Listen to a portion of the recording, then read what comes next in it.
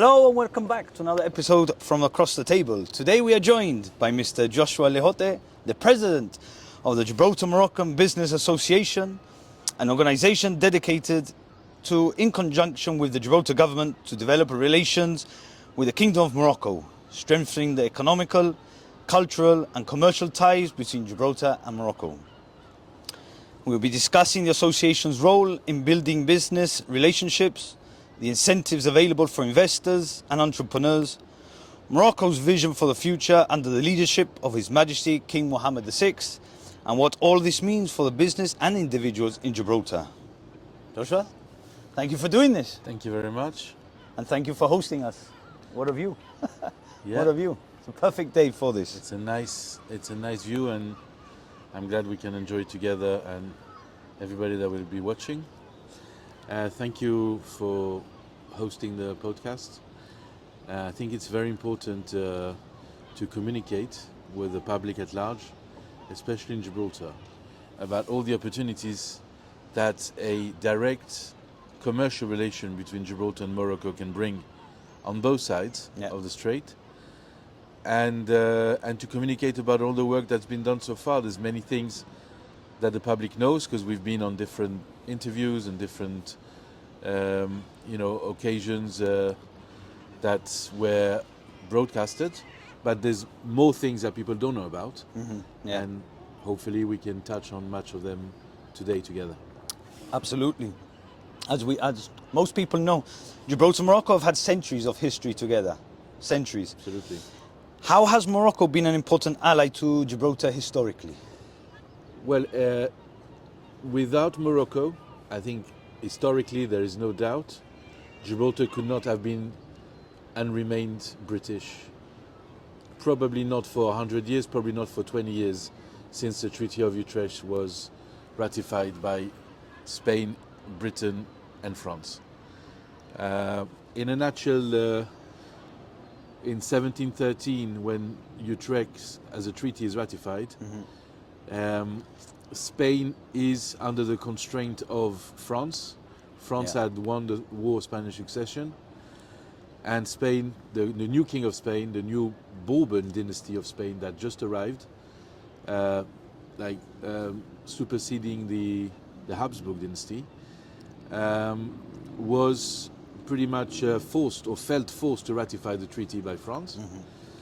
And by the death of that king of France, Louis XIV, Spain decides, although they never written it as such, but it is historically recorded that they decide that they're not bound by the Treaty of Utrecht, because they claim they were forced to ratify it, and therefore they will start sieging and take back Spain, take back Gibraltar, bring it back into Spanish jurisdiction and territorial integrity, and that is when Morocco starts becoming paramount for the survival of Gibraltar as a British garrison, because Britain will ratify a first treaty with Morocco in 1721. So at the height of that siege, that was basically more or less about to make Spain. I mean, you can imagine the level of force that Spain had at the time was so much stronger than Britain could ever have here in Gibraltar.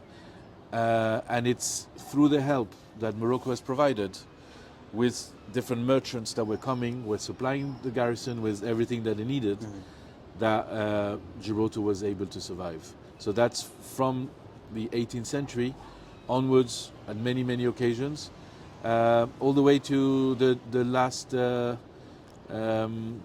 shut of the frontier by Franco. When Franco closed the frontier, I think 1967, if I'm not mistaken, Gibraltar turned to Morocco again, as it has, and was able to travel, to get supplies from Morocco. We even minted a coin in memory of the Mont Scalpe, which was the ferry. They used to come, I believe, daily at the time to Gibraltar from Morocco, allowing people not to be under siege, literally. So Morocco had a paramount political and direct survival lifeline for Gibraltar to remain British, 100%. Yeah, and they're also important to Gibraltar's identity as well. We can argue very much that Gibraltar multicultural identity is a direct legacy from Morocco. Yeah, As you know, the Treaty of Utrecht provides that Jews and Moors are forbidden from ever residing in Gibraltar. yeah, That was a concession that the British Crown has given to the Catholic kings at the time, the Spanish Catholic kings, because Jews were not allowed to reside, and Moors not allowed to reside since the Decree of Alhambra in 1492, were not allowed to reside in Spain, and therefore they asked that Gibraltar would have the same laws, and Britain agreed.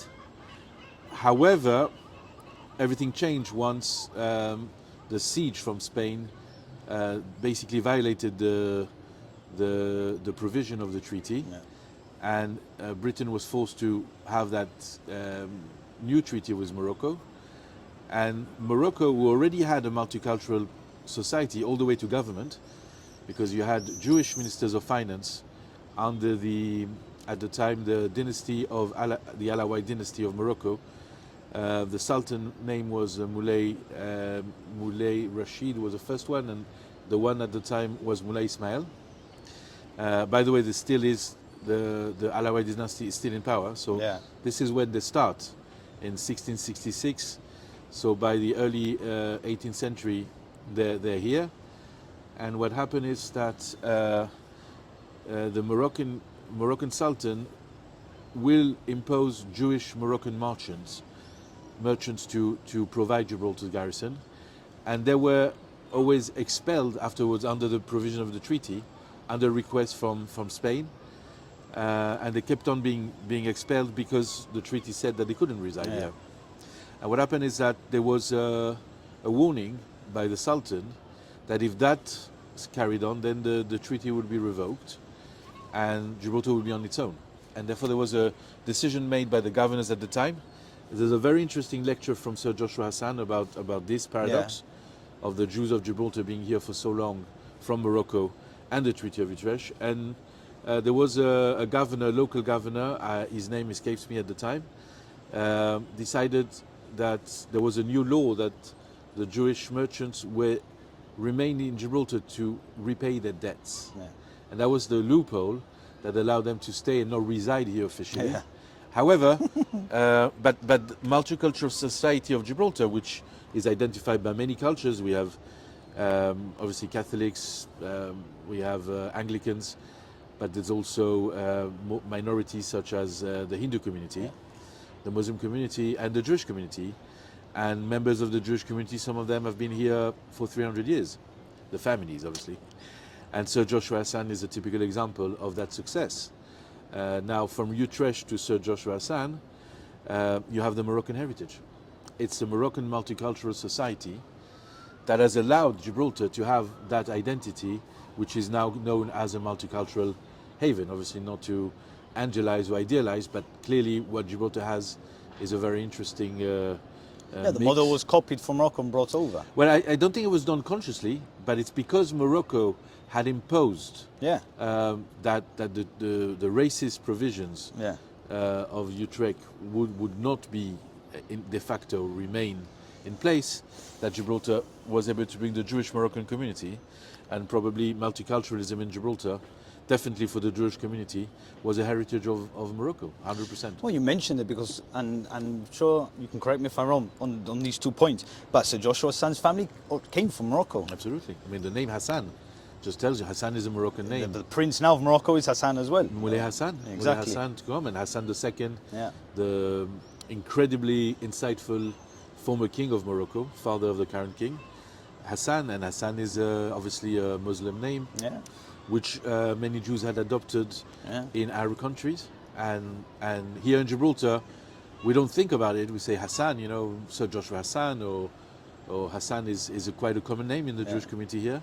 But it's clearly a Moroccan name, yes. In origin, yeah. And there's also a story as well that, I can't remember who it was, if it was the Nazis or someone, they went to Morocco to the king and they said you have to expel all the Jews. And, Yes. the king said, I don't have any Jews here, I have Moroccans here. Absolutely. So that's Mohammed V, so the grandfather of the current king. Yeah. He was at the time under the power of the colonial power, the French colonial power in Morocco. I think became a French protectorate in 1912, and therefore in the 1940s it was under French protectorate. And France was invaded in 1940 by Germany. Yeah. And a new government, the Vichy government, which became a collaborative government with the German Nazi regime, they implemented Nazi laws as the Nuremberg laws, which didn't allow Jews from being in schools, being civil servants, having to wear the yellow stars, were implemented into the French legislation. My family, for example, my grandfather was taken out of school, for example, under those laws. Much of my family had to run away from France, in fact, and most of them were allowed to survive, but many didn't. Unfortunately, many Jews, as we know, were taken and targeted. And in North Africa, it did happen. Jews from Algeria, for example, were taken to camps, or Tunisia. Yeah. But Morocco was saved by the grace of the intervention of King Mohammed V. And Mohammed V, who although wasn't a ruling king because he was under the French power, was allowed to endorse legislation. So when there was a new legislation as head of state, Yeah. it was an honorary role, but he was asked to endorse legislation. And when the Nuremberg laws were implemented in France, he was asked by the Vichy regime to endorse the racist anti-Semitic laws, and he refused. He said, because the law came with a list. They had a list of Jews, and they said, this law will apply to this part of the community. And he said, but that list doesn't have Jews to me, it has Moroccans. Yeah, exactly. And I mean, there's different versions because that wasn't necessarily recorded, but clearly he said that was unacceptable to him. And some say he even said that if there was yellow stars, his family would wear yellow stars. Oh, wow. But that is debated. But he clearly opposed that Yeah, law. he did do it, yeah. He even allowed Jews to come to the ceremony of the throne, which is celebrates the king's kingship. It's called la cérémonie du trône in French, and to show that the Jewish community was part of the Moroccan community, and not one Jew was deported from Morocco, which was an exceptional Thing to do at the gesture. time, yeah. When you think that he had no army, he was under French protectorate and under German occupation. Yeah. So literally, that was a heroic gesture. We talk about Schindler's List, and there's other people that are not well known that have done extraordinary things. The King of Morocco definitely deserves That recognition. Absolute worldwide recognition for it. And the bonds between the Jewish community and the Moroccan community go 300 years, as we know, but it actually goes for 2,000 years. Yeah. You've got a Jewish community present in Morocco, recorded at least from the 1st century. Wow. I'm saying so, and that's what the message that we're trying to communicate, that because of actions done previously and centuries ago, we have the Gibraltar, albeit other events happened as well, but that was a major contribution to the Gibraltar that we have today, that we know and love. Well, and undeniably, Morocco has contributed to have a Jewish community here settling for 300 years. Undeniably. Yeah. How much has that influenced the multicultural society? I believe substantially. This can be debated by historians, by sociologists. But clearly Morocco's avant-garde, cutting edge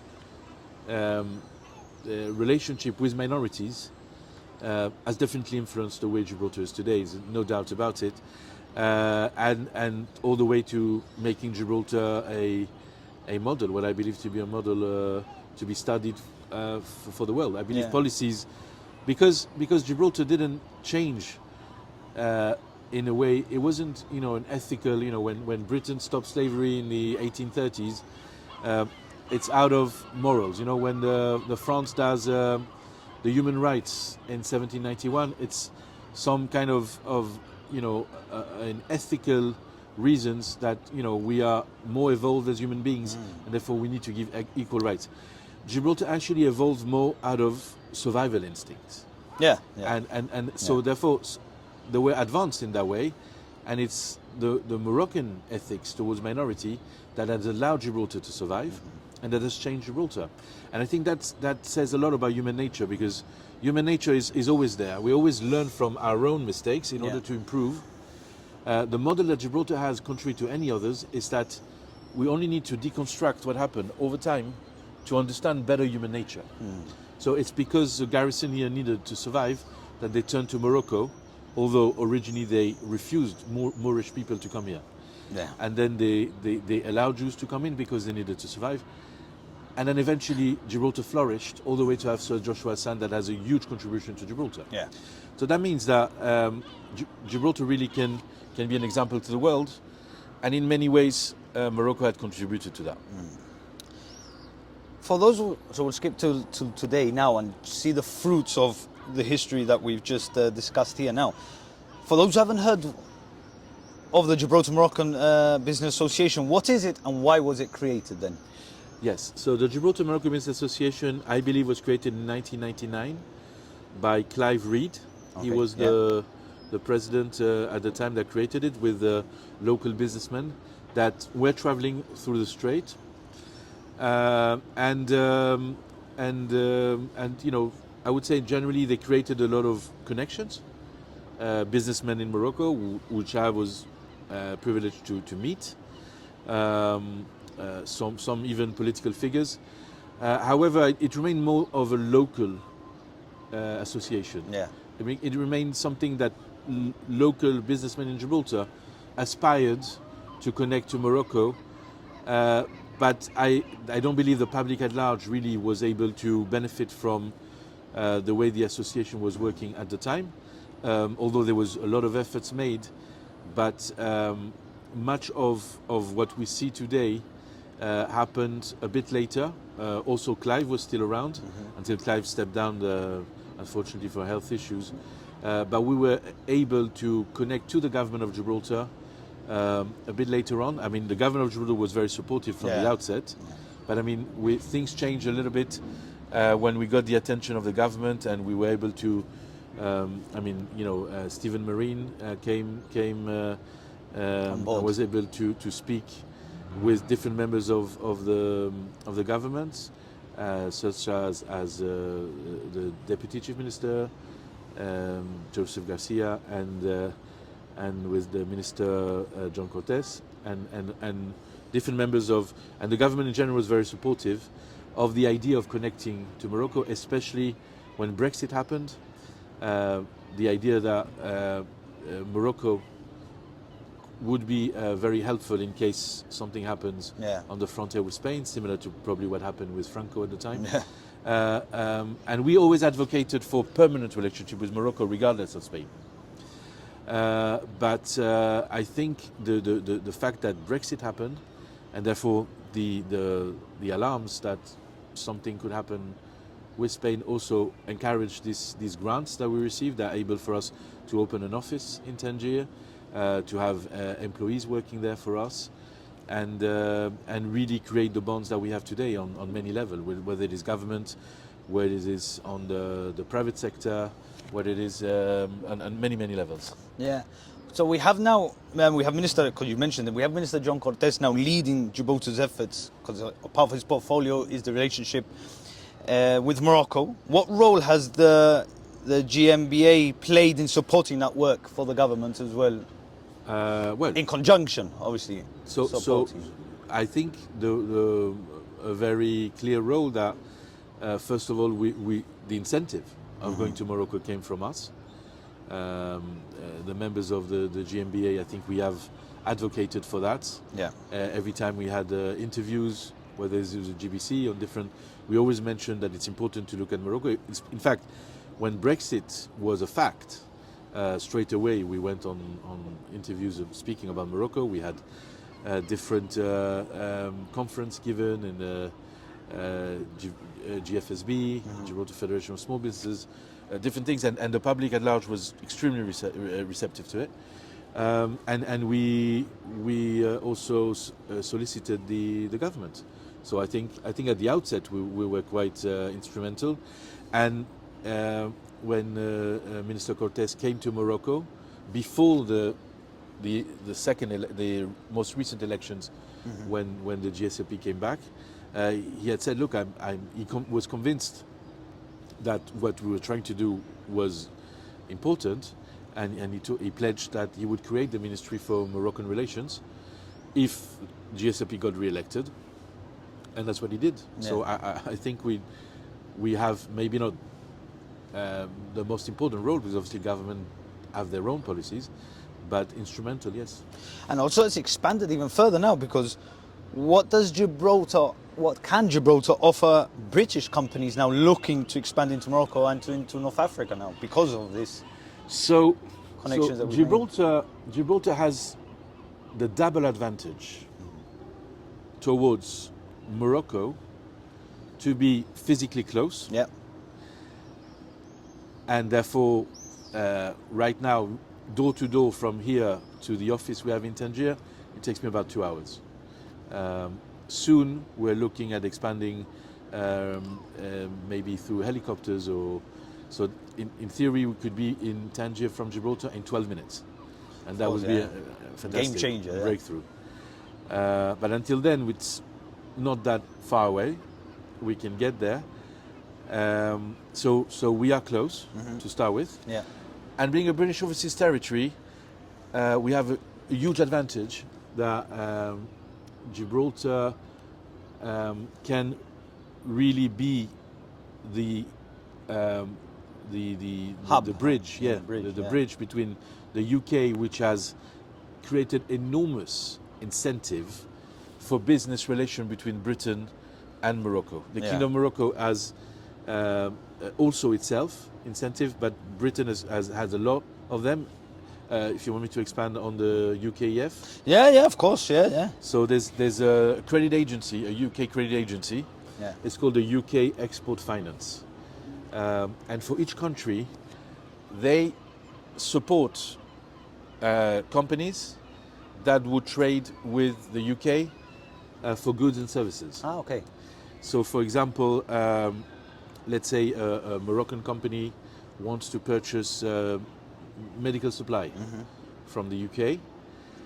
The UKEF would give credit facilities in the shape of sovereign guarantees, UK sovereign guarantees, to support the financing of that company in purchasing these goods. Yeah, and it's very, very interesting. Wow, yeah. And you're talking up to 85%. Wow. So that means, let's say, just to round the thing, if a Moroccan company supplies hospitals in Morocco with bandages, medical, whatever it is, supplies, they need to buy £1 million supply from the UK. Up to that company is eligible to get 85% sovereign guarantee for 85%. So it's financing for 850,000 pounds would be guaranteed by the UK. Wow. And sovereign guarantee, and it's an example. Yeah. And therefore Gibraltar could also receive those sovereign guarantees, because UKEF can be sent in any bank in the world. Okay. And that also makes Gibraltar potentially receiving these guarantees. And we are still in discussion to know if Gibraltar is eligible for UKEF in Morocco. So meaning if, let's say, Gibraltar services are offered into Moroccan companies, would that also be part of the UKEF? Yeah. We're discussing this, but that would also make Gibraltar profit from Moroccan-Britain relationship. But in theory, Gibraltar could have many incentive from connection between Britain and Morocco. On the other side as well, we have to mention it because it's very important as well. So what incentives are the Moroccan government under the leadership of His Majesty the King providing to drive investment, development, and what is their vision for the future? Morocco. Yeah. Morocco is very interested in UK, in Anglo-Saxon in general. Yeah.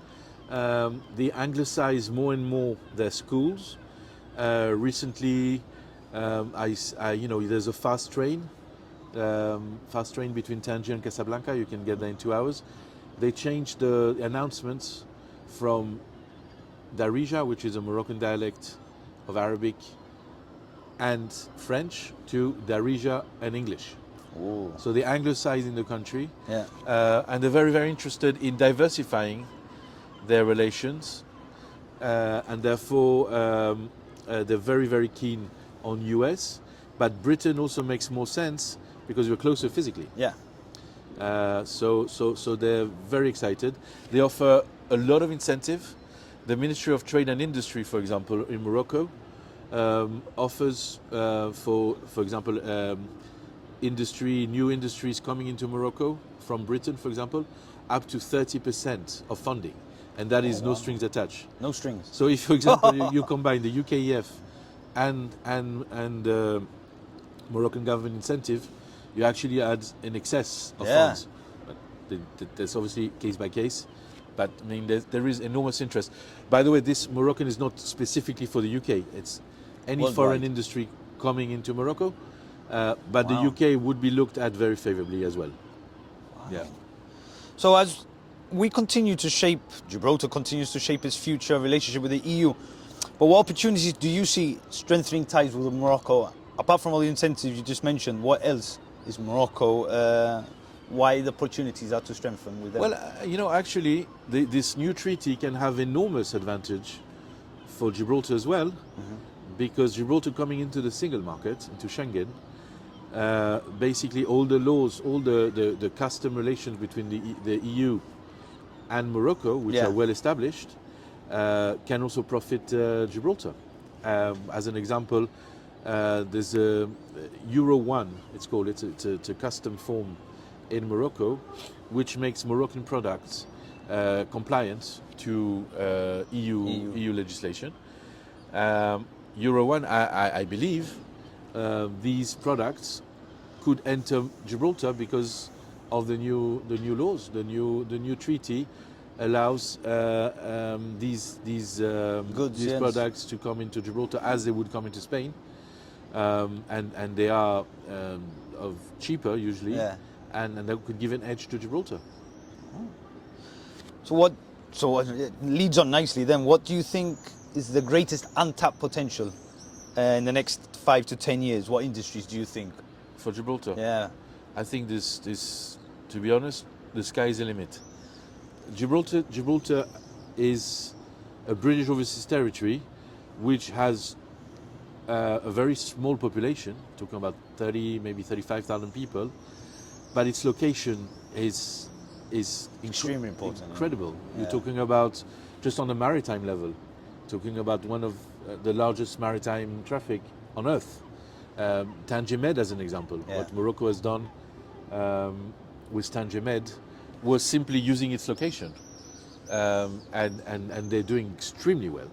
I believe that Tangier Med is the largest logistic port in Africa and in the Mediterranean, and one of the top 5 in the world, and growing. Gibraltar could definitely have relationship on the long term, on the Strait of Gibraltar, on the maritime level, but anything else. I mean, the UK is expanding in Morocco daily. So putting Gibraltar on the map in between UK and Morocco, again, can have extraordinarily high resonance. There's so many things. I would say, anything you're excited about that? Extremely excited. Just tourism. If we, for example, really have this helicopter line that goes daily, like Ceuta Al Jazeera, the same company. If it is broadcasted well enough, and even flights coming from Morocco daily, and the millions of tourists coming into Gibraltar are attracted to go to Morocco through Gibraltar, that's a breakthrough. And there's hundreds and hundreds of opportunities. Again, like the Euro 1 also, all the supply that Gibraltar has today that maybe comes from Europe or Spain could also come from Morocco. That could be extraordinary. And vice versa, an investment I mean, Gibraltar is a financial Hub, platform. Yeah. Much of the investment, once Morocco becomes a well-known jurisdiction for practitioners in Gibraltar, could be a place of investment through Gibraltar. There's hundreds of millions being poured into Morocco literally daily from around the world, from the US, from the UAE, from Saudi Europe, Arabia, yeah. from Europe, from Morocco, because of its physical Geographic location, yeah. geographic location, and its relationship with the UK, with the City of London.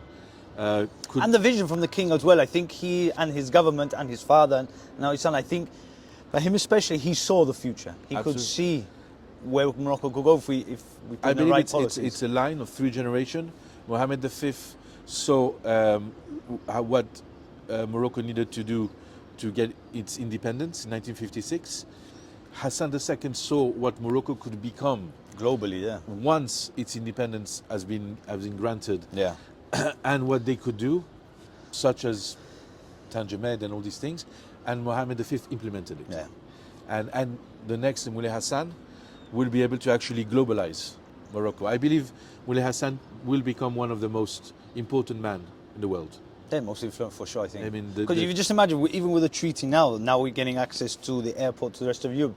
A German businessman could fly into Gib, straight in, grab that helicopter you were saying, pick it up and fly to Morocco straight away, conduct his business, come back out the same route. I Go think to it's... Tangier, there's like tens of destinations from Tangier, and Casablanca can take you to the whole world. Yeah. From Casablanca, you can go to Australia, you can go to Hong Kong, you can go to New York. There's no limits.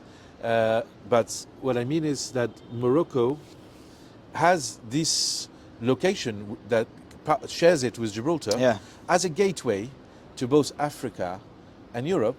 But Morocco is also a gateway to the Middle East, to Yeah. Asia, because of its connection with the Middle East. Yeah. Much of the UAE, I was told by people in Morocco, much of what the UAE became was under the influence of Hassan II, the former king of Morocco. Wow. So there is that element that literally Morocco is a gateway to 3 continents.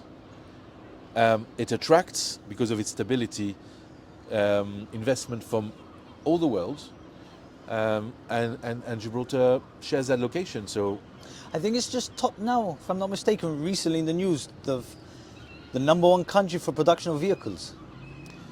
so in Africa, In Africa, Africa, the largest industrial hub now is in Morocco. Used to be in South Africa, That's the one, yeah. and also yes, for cars, it's actually becoming so attractive that manufacturers from China are relocating into Morocco. That's massive, that as And well, yeah. and also you have the banking. The banking system in Morocco now is replacing the old banking, like French or Spanish, or many of these banking networks are now replaced by the Moroccan banks, the Attijari Wafa Bank or the Banque Populaire. Yeah. So just for more nuanced then for business, so this is more of advice, from your experience, what's the biggest lesson you've learned working on businesses from both sides of the strait? So locally and then in Morocco. So just give a bit of insight for people what they could... I think the main difficulty was communication. I just think that people in Gibraltar generally didn't know much about what was happening in Morocco. Yeah. Maybe sometimes people had the wrong idea, and once we broke the ice and we actually proven what there is in Morocco, then there was a lot of interest straight away. The question was maintaining that interest through communication. I think that was the main difficulty. And once communication has been established well, I don't see any other issue. So, because of the language, but so the opportunities that Gibraltarian business should be looking at Morocco, in your opinion, then? Why should you be like you must? I will give you an example. I can't, because of confidential issues, I can't disclose names. No, But fine, something that's happened was very, very interesting. What I think could be replicated in many, many sectors was the accountancy firms. The accountancy firms who have outsourced workers, for example, from different countries, and they realized that the bookkeeping that they were doing could be done in Tangier. So There you go. instead of having to bring people over, Yeah. they themselves created subsidiaries in Morocco and employed local bookkeepers, and they're doing really well. And I think this type of back office type of work Yeah. can be done universally. People now are more and more fluent in English, and there's a lot of that, I think, including the financial sector. Morocco could become a hub of sorts for Gibraltar. Yes. Final question, Joshua. What would you say to someone considering doing business between Gibraltar, Morocco and the UK, so the trident of countries there? What would be your advice then? And what would you say to someone maybe considering, should I, shouldn't I? What would you say? Again, communicate. We're there to help people. Yeah. Just find out. There's many groups that a year ago, for example, had no idea, and again, for confidential reasons I can't mention, but worldwide level groups had no idea what happened in Morocco. They came to us, we communicated with them, and they're now in Morocco, from the UK. Yeah. Huge groups, and just didn't know. And we're talking about worldwide, people who are as present as the UK, in India, in the US, huge groups. They just simply didn't know about Morocco. So just find out what there is. Get an interest into what Morocco has to offer, and then make your choice. But I think that's first find out. Yeah, I think that's what the main issue is at the moment, is the information is not widely known, shall we say. Not to the Anglo-Saxon world. It's widely known in France and in Spain, Yeah. for historical reasons. There's a huge, all the French public companies have a stake in Morocco, like Veolia, Bouygues, all the big companies are there. By UK companies, more marginal, but they're coming. Oh yeah. And it's just historical relations. You had a French Empire and a British Empire that sort of work alongside, but never really fully with each other. Together. And you can see, like, in the same way you have, France and the Channel, kind of, it's like one world behind another, and there's just a sea in behind. I think the Strait of Gibraltar was similar. You had, Gibraltar representing the British Empire, and Morocco at the time was part of the French Empire. They sort of historically kind of avoided each other. Yeah. But I don't think there's any reason for that to influence us today. To the contrary, I think the world has moved on. There's no more empires as such. No. Gibraltar is an overseas territory, many ties with the UK, of course, but there's no reason why Gibraltar couldn't look at Morocco. In fact, with the help of the British ambassador, the current new one, Alex Pinley, and the General Consul Tom Hill. I believe he's leaving soon, but we'll be in touch with the future one. And also commercially, there's no reason why Gibraltar shouldn't have that relation to the country. And I think as well, because you've just opened an office there, or it's going to be a refreshment, isn't it? Yeah. We had an You're office. showing intent now of the potential of being in Morocco. As I said, there's no limits as such. It's just about starting, finding out, because without, we're not going to say Morocco is easy. There are some difficulties. There's many people that represent themselves sometimes as having the ability to act, being close to the king. Everybody's close to the king, when you don't know Morocco. Yeah. And you realize, in fact, there's a very, very selected few people that are close to the king. And anyway, the king is not working on the daily basis, of relationship between one business and another. The king works on regalian, meaning international level of countries. Yeah. So going to the king is not the right way. There's a government that is very active in Morocco, and this is what we're there for. We're there to guide the people, to guide the business that needs to be done with the right people, through the right instances, whether it is administrative, whether it is on the private sector, and that's what we're there for. So as I was saying, so that new office now you open, so anyone that wants to open up a business in Morocco should come to the association or from Morocco to Gib, go to that building that we have in Tangiers and find out information and any help then? Absolutely, absolutely. We are on the, right now we moved to, we were in a street called Ibn Tashfin, and now we are on the Boulevard Mohammed V. We've taken one office that used to belong to a bank that has now moved. So yeah, we're more than welcome to come and join us. Stephen Marine is managing the office. We have Mohammed Imrani, who's our PA, and many people come very often. The Gibraltar-Moroccan Business Association also involved in a lot of cultural events, together with the Ministry of Culture. Any sorts of cultural events, Moroccan on the Moroccan level, in Tangier, Gibraltar events, football events between Gibraltar and Moroccan teams. There's a lot of things that happen, and we're more than happy to welcome anybody that wants to come and needs any sorts of guidance or support in Morocco. Joshua, thank you so much. Thank you very much.